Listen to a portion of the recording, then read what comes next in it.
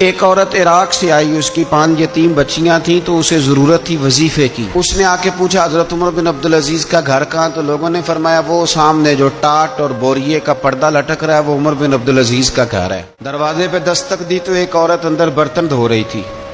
پوچھا السلام علیکم، امیر المومنین سے ملنا ہے۔ وہ کہنے لگی اس درخت کی چھاؤں میں بیٹھ جاؤ، ابھی تشریف لاتے ہیں۔ تھوڑی دیر گزری تو حضرت عمر بن عبدالعزیز آئے تو کنویں سے پانی نکال کے سین میں کنواں تھا، تو جو جگہ میں مٹی اڑ رہی تھی گرد اڑ رہی تھی، ہوتا ہے عصر کے بعد لوگ پانی پھینکتے ہیں، وہاں پانی پھینکنے لگے، چھڑکاؤ کرنے لگے۔ تو تھوڑی تھوڑی باتیں وہ خاتون آپ سے کرنے لگی، تو وہ جو عورت آئی تھی وہ کہنے لگی تم غلام سے باتیں کر رہی ہو، تمہیں پردہ کرنا چاہیے۔ کہنے لگے یہ غلام نہیں، یہ میرے شوہر اور یہ امیر المومنین عمر بن عبدالعزیز ہیں۔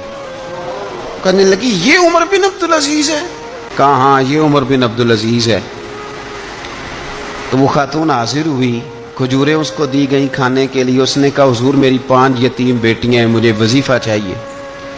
جناب عمر بن عبدالعزیز نے ایک بیٹی کا نام پوچھا، ولدیت پوچھی، وظیفہ لکھا۔ عورت کہنے لگی اللہ تیرا شکر ہے میری بچی کا وظیفہ لگ گیا۔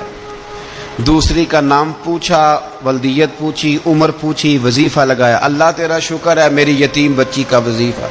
4 بچیوں کے وظیفے عمر لکھتے رہے، خاتون اللہ کی حمد کرتی رہی۔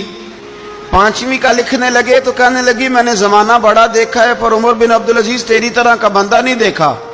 آپ فرمانے لگے میں 5ویں کا وظیفہ نہیں لکھتا، 4 کا وظیفہ جا کے گورنر سے منظور کرا لے اور 4 کو کہنا تھوڑا تھوڑا 5ویں کو بھی دے دے۔ حضور کیوں نہیں لکھتے؟ فرمایا جب تک تو حمد کے لائق رب کی حمد کر رہی تھی میں وظیفے لکھ رہا تھا، اب تو نے میری تعریفیں شروع کر دی۔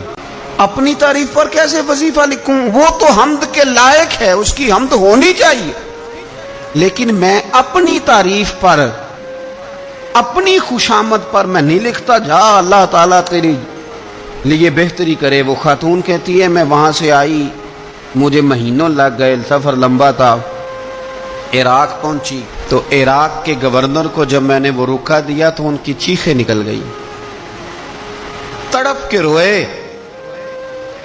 میں نے کہا کیا ہوا؟ کہنے لگی بی بی جس نیک آدمی نے تجھے یہ لکھ کے دیا تھا چند دن ہوئے ان کا انتقال ہو گیا۔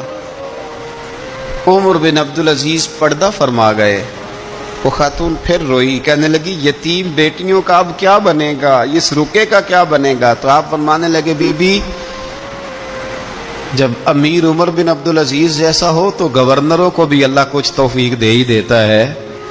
اگر انہوں نے تیرا وظیفہ زندگی میں لکھا تھا تو فکر نہ کر،